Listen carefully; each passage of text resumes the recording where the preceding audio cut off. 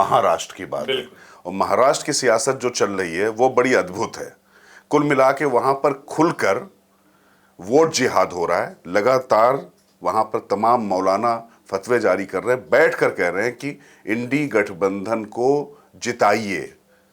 और उसके जवाब में योगी आदित्यनाथ कह रहे हैं बटेंगे तो कटेंगे। लेकिन प्रधानमंत्री नरेंद्र मोदी शुक्रवार को जब वहां पर थे तो एक है तो सेफ है का नारा तो दिया हर्षवर्धन उन्होंने, लेकिन इससे ज्यादा महत्वपूर्ण है उन्होंने वो नारे दोहराए।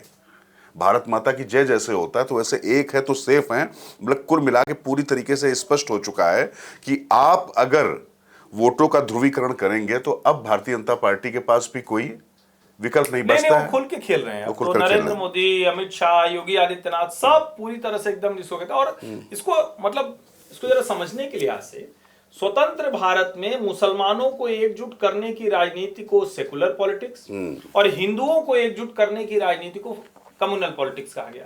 तो ये जो फ्रॉड सेकुलर नैरेटिव है, नैरेशन है, इसको तो ध्वस्त करना पड़ेगा ना। और मैं फिर कह रहा हूं, हर कोई किसी न किसी समूह को अपनी तरफ आकर्षित करता है। दुनिया के अलग अलग हिस्सों में ब्लैक्स को अपने साथ लेते हैं, व्हाइट्स को अपने साथ लेते हैं, एथनिक ग्रुप्स को अपने साथ लेते हैं। तो अगर आप वो सारी बातें कर रहे हैं तो हिंदुओं को एक करने की बात कहां से कम्युनल हो जाएगी। और मुझे लगता है वो बात अब एक नारे के तौर पर आ गई है और बहुत सलीके से महाराष्ट्र की राजनीति में जिसको कहते हैं ना कि थोड़ा चुभ रही है, हिट कर रही है। नहीं, हिट भी कर रही है और पूरे देश में चूंकि ये हुआ क्यों ये भी समझिए ना।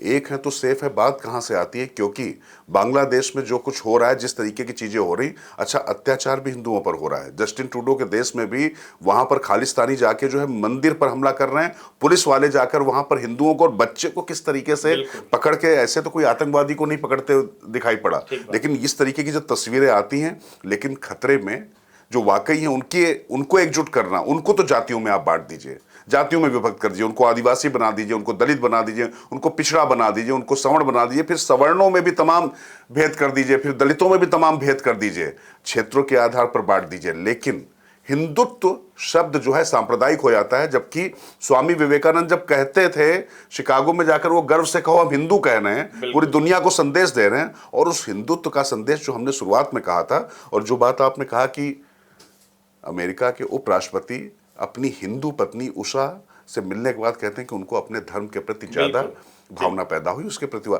तो ये वो हिंदुत्व है। इसलिए मुझे लगता है कि ठीक है, राजनीति के बहाने ही सही, लेकिन अब इस पर चर्चा हो रही तो खुलकर होनी चाहिए। क्योंकि हिंदू या हिंदुत्व नाम लेते ही जिस तरीके से सांप्रदायिक आपको घोषित कर दिया जाता था, ये चलेगा नहीं। ये फ्रॉड सेकुलरिज्म अब इस देश में नहीं चल सकता है और दुनिया में कहीं चलना भी नहीं चाहिए। हर्षवर्धन।